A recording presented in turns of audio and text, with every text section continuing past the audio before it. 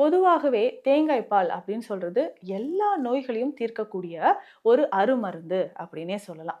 நம்ம உடல்ல ஏற்படக்கூடிய அல்சர் பிரச்சனையிலிருந்து, நம்ம உடல் உள்ளுறுப்புகள்ல ஏற்படக்கூடிய பிரச்சனைகள், பெரும்பாலும் இந்த யுட்ரஸ்ல ஏற்படக்கூடிய பிரச்சனைகளுக்கு ஃபெலோபியன் டியூப் பிளாக்கேஜ் இதுக்கு எல்லாத்துக்குமே தேங்காய் பால் ஒரு அருமருந்துங்க.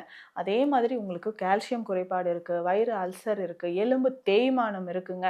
ரொம்ப நாளா வாயிலிருந்து ஆசனவாய் பகுதி வரைக்கும் எனக்கு எரிச்சல், மோஷன் போனாலே எரிச்சல், உடல் சூடு, பித்தம் அதிகரிப்பு, இதற்கு எல்லாத்துக்குமே தேங்காய் பால் நீங்க பயன்படுத்தலாம். சரிங்க. இந்த தேங்காய் பாலோட சேர்த்து நம்ம பயன்படுத்தக்கூடிய சில விஷயங்கள் இருக்கு. அது என்னென்னன்னு பார்க்கலாம். முதல்ல பாதாம் பிசின். இந்த பாதாம் பிசின் அப்படின்னு சொல்றது நம்ம உடல்ல இருக்கக்கூடிய அதிகமான உஷ்ணத்தை அது குறைக்கக்கூடியது. பொதுவாகவே இந்த பிசின் வகைகள் எல்லாமே சித்த மருத்துவத்துல இந்த வீரிய விருத்திக்கான மருந்துகள், நரம்பு தளர்ச்சிக்கான மருந்துகள்ல அதிகமா சேருது.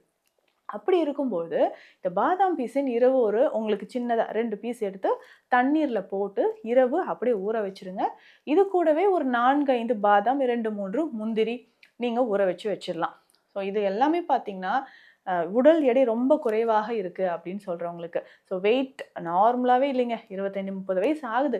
இருந்தாலும் என்னோட வெயிட் 40, 42, 35 இந்த மாதிரி வெயிட்ல நெறைய பேர் இருக்கீங்க. குழந்தைகள் நல்ல ஸ்டாமினா பூஸ்டப் ஆகணும் அப்படின்னாலும், இந்த தேங்காய் பாலோட இப்ப நம்ம சொல்லக்கூடிய பானத்த ரெடி பண்ணி நீங்க குடுக்கலாம். ஸோ இதனோட நீங்க என்ன பண்றீங்க, ஒரு 1/2 ஸ்பூன் அளவுக்கு சப்ஜா விதைகளும் ஊற வச்சு தனியாவே வச்சுக்கோங்க. அப்போ இரவு நம்ம ஊற வைக்க வேண்டிய விஷயம் 2 பாதாம் பீஸ்ன்னு 2 பீஸ் நீங்க தனியா ஊற வச்சுருங்க. ஒரு 4, 5 பாதாம், முந்திரி தனியா ஊற வச்சுருங்க. ஒரு 1/2 ஸ்பூன் அளவுக்கு சப்ஜா விதைகள ஊற வச்சு எடுத்து வச்சுக்கோங்க. இரவு முழுவதும் அது நல்லா ஊறட்டும்.